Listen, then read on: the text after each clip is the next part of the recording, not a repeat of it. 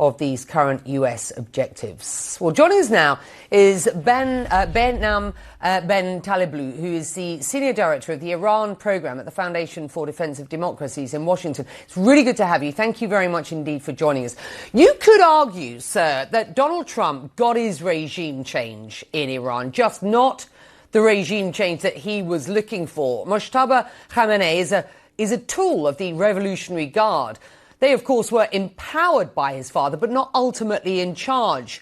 Under Mojtaba, it is likely that that consolidation has now happened. So what's your perspective of where Iran stands now and going forward?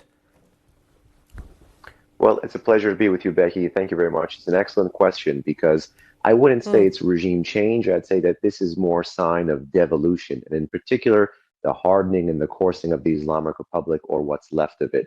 With Mojtaba at the helm, with the most important institution in a so-called Islamic Republic being the military more than ever before, and with a national security deep state in charge of things like the firing formula and the targeting of Iran's ballistic missiles and drones, it's quite clear that whatever would be left of this regime after the various operations that you mentioned, if anything would be left at all, would be looking a lot more hardened, a lot more coarsened, a lot more militarized, and a lot more isolated.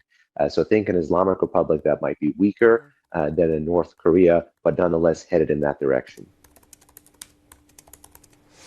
Living here as I do, resident here as I am in the UAE, I've got lived experience, of course, as my team has here, of the fallout of this war, as described around the Gulf, unprovoked and reckless targeting of these Gulf nations. In addition, of course, we are seeing targets, it seems, by Iran of Cyprus, Azerbaijan, Turkey, for example. I just wonder what you make of Iran's choice of targets and the way it uses drones and missiles strategically at this point. Well, they could hope to achieve something strategic, but nonetheless, I see the Islamic Republic replicating a mistake in 2026 that it made in the 1980s during the Iran-Iraq War.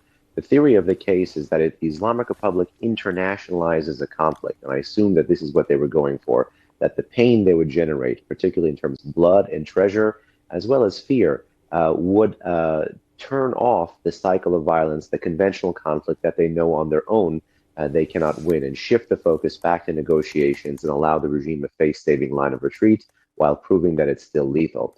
I think when the regime exported its terrorism to the skies, exported its drone and missile war to many, many more countries, it essentially had the exact opposite effect, much like targeting tankers during the Iran-Iraq War had the opposite effect and brought in superpowers. And as you know, it was in the middle and on the back end of that conflict that CENTCOM was created.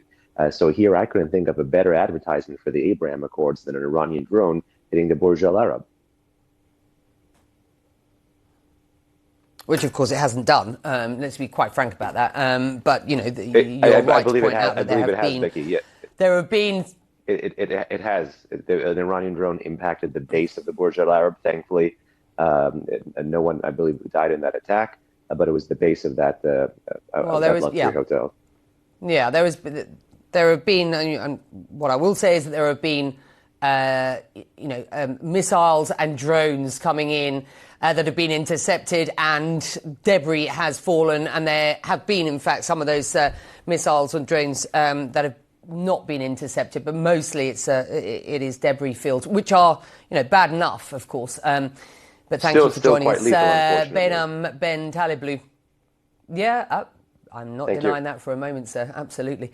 Thank you for joining us.